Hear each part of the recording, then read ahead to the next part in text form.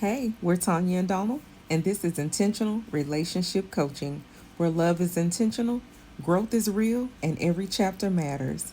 Let's get into it. Dealing with those emotions or sharing their emotions because they is viewed a lot of times coming from men is viewed like you being weak.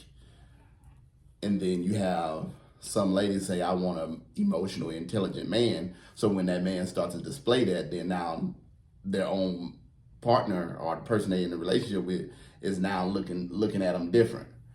Okay, well, why you acting like a wimp? Now they treating them differently because now you have a man kind of being vulnerable, and you say you want it, but do you really want it? Because if you're asking for a man that's emotionally intelligent, you have to be expecting that to come out, right. And then you can't judge him because the moment that you judge him on it, you're not going to get it again.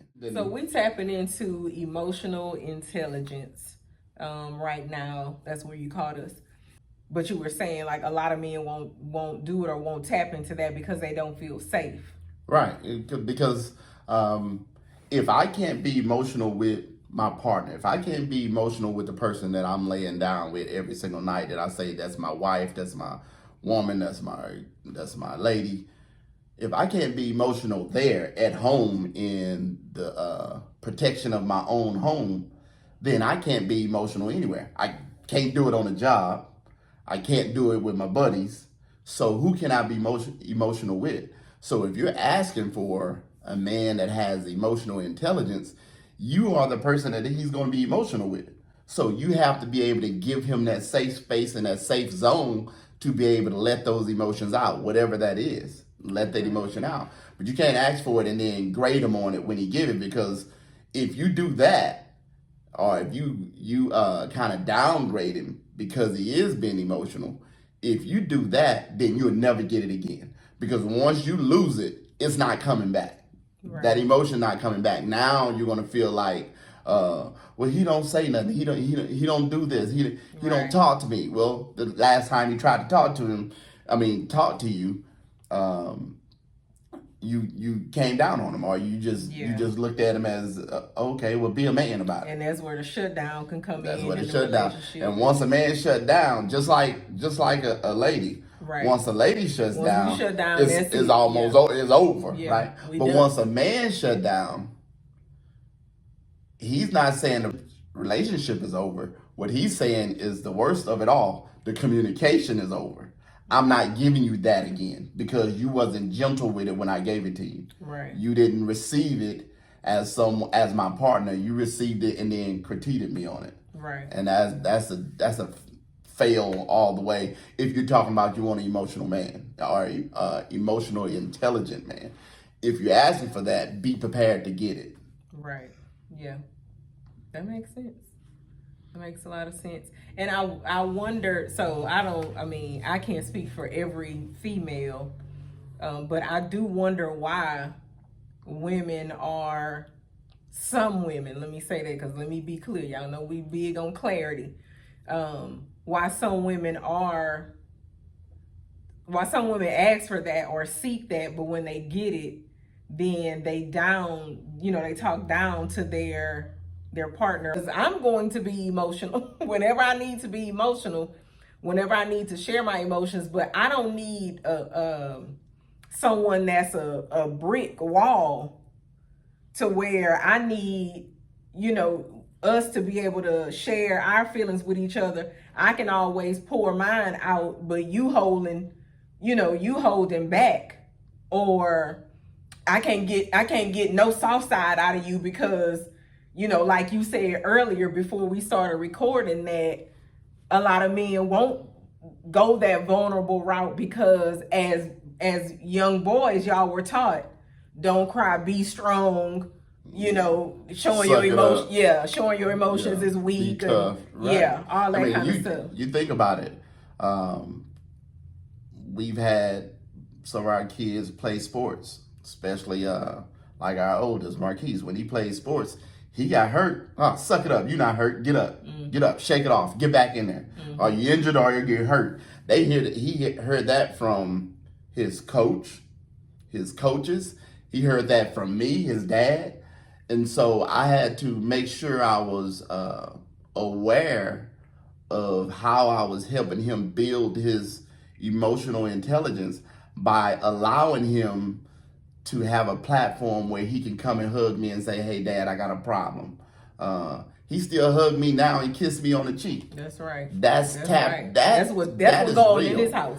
That's what going on in his house. And I'm talking about somebody he's almost 30. He 30. He's 30. He 30. 30, right? Play them games in here. So because I reared him up, because I seen that when I grew up. When I was growing up, you don't cry about those things. You sucked it up. You're not hurt. Put some dirt on it, right? But now you have some women who say, "I want an emotionally intelligent man." Well, you can't expect him to release those emotions the way you want them emotions to be released. He has to release them in such a way that you can grab the nuggets that you need, that you're asking from him. Because when those emotions come out, let them flow, and then you pick the ones that apply to you. You pick the ones that means a lot to you, but don't try to guide how you want those emotions to be released. Because once you do that, now he might feel like, well, I got stipulations on what I can say and how I can say it. No, you just got to give him the platform, give him a safe space, allow him to allow those emotions to flow. And I guarantee you, if you do that, then watch your relationship take off. Because now he's saying, I got a safe space. But you can't take that information and then go share it with someone else. Yeah. Not the details of it. Definitely. You can talk about the overall, but if you go into the details and start sharing those details with someone else, now again, he lost confidence in you. He don't feel like he have a safe space. If that happened with a man, he's not going back there again. It becomes stubborn and it becomes a hard shell. Yeah. Don't mean that he's leaving, but what happens is you don't get that again. And that's one of those things with a man, that if you break that trust and you break that safe space, rarely do you get it back. Right. Yeah. And as women, we definitely need to be able to recognize that when those emotions are being shared with us, that's our time to ask more questions. It opens up communication. It opens up the line of communication, because, oh wow, he feels safe enough. My husband, my boyfriend, whoever he is, he feels safe enough to share this information with me. I can in turn do the exact same thing, or probably already have, but now we can go deeper with that. Anytime you ask somebody, what's big in relationships, people always say communication is key. Communication is key. But is it effective communication? Right. We can sit up and talk all day long. We can't just share information and I get the information from you and I go on and we move forward. We done. We done for the rest of the day. Now we don't say nothing. No, well, let's go a little. That's how you let me finish my thought. That's how you go deeper. That's how you go deeper and you really get to understand the person that you are with, the person that you're saying or that you chose to be with for the rest of your life. So asking for a person to be, or a man rather, to be emotionally intelligent, because we already coming with that. We wear our emotions everywhere. We're going to be dramatic if we need to be dramatic. We're going to cry if we need to cry. We're going to yell, cuss, fuss, pout our lips out till we get our way, whatever it is. We come ready with that. But as our spouses and our, boyfriends or whoever, wherever you are in your relationship, we don't always get that from them. Now with my husband, again, so if you've watched one of our videos, we've been married for almost 14 years. June 11th will make 14 years for us. And I can honestly say that he has shared so many nuggets with me on how he thinks, on how a male, not just him per se, but how males think. And so that helps me to understand, okay, so this is how he operates. So this is how I know when this is done or when this is said, or even if I say something or do something, now I know how that can affect him, or I know how he processed that, instead of me trying to think, oh, okay, well, that's just, how it's supposed to be, or how it go, or whatever. Instead of putting attitude to it, I really need to understand who I gave my vows to, who I took vows with in front of God. Another thing that I love that we have established in our communication is just get it out. Don't worry about how you're saying it to me. However you have to deliver it to me, right. And then we can work on cleaning it up later. Right. But I'd much rather you give it to me raw and uncut, a way that I'm probably not going to appreciate how you said it. Right. But the fact that you said it makes a big difference. Right. Because now I can deal with it. I can hold myself accountable for the things that we have an issue with within that communication. I can understand where you're coming from. Mm-hmm. And then after it's all over, baby, you know what? Yeah, I'm glad we had that conversation. Yeah. But next time, can you hit me with it this way? Right. Or can you bring it to me this way? And then I apologize. I apologize, or whoever was the one that came with the issue. Then of course we apologize, because you're not saying nothing that's where you're trying to hurt or harm this person. But if I don't have a better way, especially if I'm upset or just frustrated by something, if I don't take the time out to figure out how to say it in a nice way,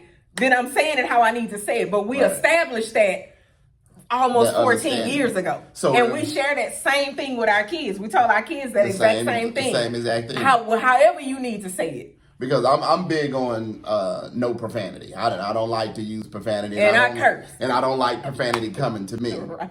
But if you have to use profanity to get it out, go ahead and get it out, and then we can deal with the profanity later. Right. Right. But at least I'm getting the information, because I strongly believe that our relationship is strong enough, and our love is so strong that if you say something to me, I don't necessarily go personal. I go to what in the world have I done to create this situation to where my wife is feeling this way, right? And it's not a way she want to feel. Right. What have I done? Let me reverse it and look at it from your point of view to see, and that helps me just reverse how I feel in the situation, instead of trying to explain how I feel. I'm more or less trying to understand how you feel. Right. And then if I can get that, then our issue can be resolved within minutes. Right. Yeah. So, but that's that emotional intelligence. That's that emotional intelligence. So in that, what we're talking about is, now you're trying to get me to think like you. Now I have to look at it from a point of view of how you look at it. We call that taking your shoe off and putting it on that other person's foot. So that way I can understand what my spouse, so like my husband's saying, instead of me trying to prove myself being right in the situation, wow, let me take time to understand where my spouse is coming from first. Then we can compare, I can give my point of view, he can give his point of view, and then not like a lot of times we always say, well, 9 times out of 10, we saying the same thing. We just saying it different point of views. Yeah. We come into the same conclusion. Yeah. It's just, we saying it different. Mine may be a little bit firmer. His gonna be a little bit higher, but we saying the same thing. And then once we come down and finally realize, okay, wow, yeah, we saying the same thing. We always apologize to each other, and we never sweep nothing under the rug. Child, we don't have rugs in this house.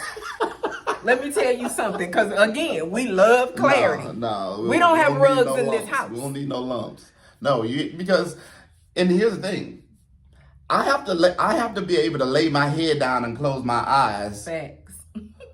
Without any expectation of something's going to happen to me while I'm sleeping. Right. Right?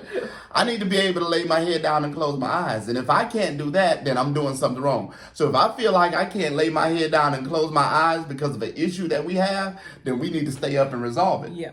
Yeah. Because your home is your castle. It's your sense of peace. It's where everything, it shields you from what's going on the other side of those doors. Right. Yeah. So if I can't have peace in my home, then I got some serious problem, because I'm not getting peace out there. Right. I'm Right. fighting out there. I'm fighting Right. for the livelihood of my family. I'm fighting for the livelihood of my wife. I'm fighting for our existence. So out there, I'm constantly fighting. When I get into my home, that should be an environment where I take my shoes off, kick my feet up, give my wife a kiss, hug on my wife, love on my wife, hug my kids, tell my kids I love them. I can share that, and I can break down what I have to, the armor I have to put on when I step outside the door. When I come into my household, I should be able to take that armor off. If I'm still protecting things when I come into my household, then that's not a good environment. Yeah. So that emotional intelligence is part of me tapping into you. How was your day? Right. Me coming into the home, looking at my wife. How did you feel today? How was your day today? What did you get accomplished? And not necessarily. Don't allow it was all right. Yeah. It was good. No, what was good about it? What was all right about it? No, give me some of the details of your day, because I'm truly invested into wanting to know how you're doing. That's emotional intelligence. That's emotional You intelligence. truly want to understand how they're doing, and then you have to be tuned in to sit there and listen to them. Right. Yeah. And let actually, them state it. And then you have to be willing to say, okay, well, I went through this, and this, and it's not that wasn't nothing major. No, okay, it was major to them because they said it. That's right. And then vice versa. My wife asked me how was my day. Oh, I'm giving details. I'm giving all the tea, all right, because I need to get it off me because I got to start it the next day. Yeah. Yeah. A lot of times I call you downloading. Yeah. Download that stuff. Get it out. Get that out, because if not, you're just gonna overload. You're gonna use up all your memory. Yeah. And then now you're just firing things off in the dark. I can't stand this. You can't stand what? Oh, nothing. Don't worry about it. Or blaming your spouse for something that didn't even happen. Nothing It to happened do with outside of the home. Exactly. But you brought it home. Yeah. So that emotional intelligence, that's big. Yeah. If you are asking for that, you have to be prepared to receive it. And I'm just speaking from a man's point of view. If you're asking for an emotional, intelligent man, you have to be prepared to receive what he's going to give to you. Because if you don't, the moment that you take advantage or you violate that space, then you're not going, and he take it away, rarely do you get that back. You have to have a strong-minded male to be able to say, okay, I'll give you another chance with that, because it takes a lot to crack that shell in the beginning. I completely agree. Love on purpose, y'all. Don't forget to like, subscribe, and keep building intentional love.